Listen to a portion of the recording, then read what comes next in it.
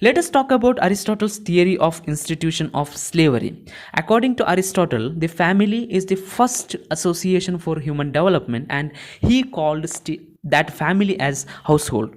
Aristotle considered the master of the family as the soul, and family will also have slaves and they will be the body. Aristotle says slavery is a natural institution and the result of natural inequality of mankind. According to Aristotle, the Greeks are superior men and non-Greeks are have to be their inferiors. Aristotle also recommended different punishment for the slaves and masters for their mistakes. Aristotle considered women as inferior to men, and male is by nature superior and female by nature is inferior. The one rules and the other is ruled, and this principle extends to all mankind. Aristotle considered slaves as the possession of the family or the properties of the master. Aristotle said that the slavery is beneficial to both for the master as well as for the slaves.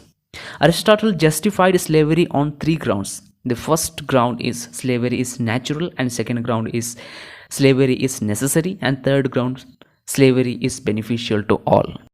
He held that the slavery is natural because slaves do not have reasoning power. Despite of the ability to understand and follow their intellect, slaves do not have reasoning power.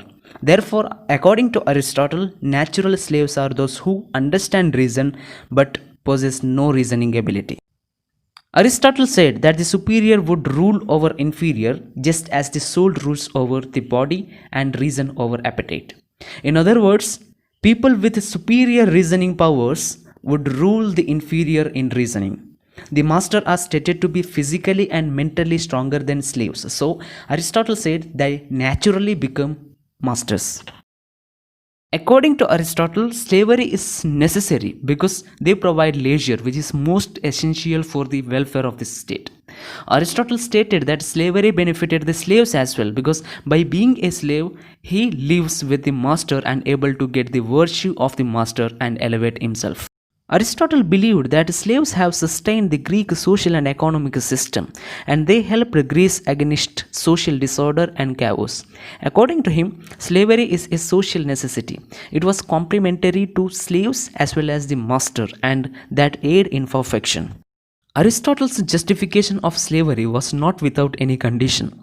He agreed the enslavement of only those who are mentally deficient and virtuously not superior. Aristotle did not agree the enslavement of prisoners of war because he considered war is not a mechanism to measure the mental deficiency of a person. He was against to the idea of slavery by force. Aristotle insisted that masters must treat their slaves properly and strongly propagated that cruel master must subjected to legal punishment. Aristotle directed to free the slaves when their behavior is found to be good and developed their capacity for reasoning and virtue. Aristotle stated that slavery was essential for all-round development, but the master has no right to misuse their power. Slaves are only assistant but not the subordinates. Aristotle neglected and rejected the historical reason behind the origin of slavery. His theory was nothing but the moral and philosophical justification for slavery.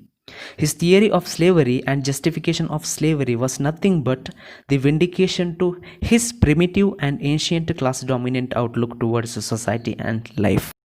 His theory was highly prejudicial and contradictory to human dignity and necessities of life.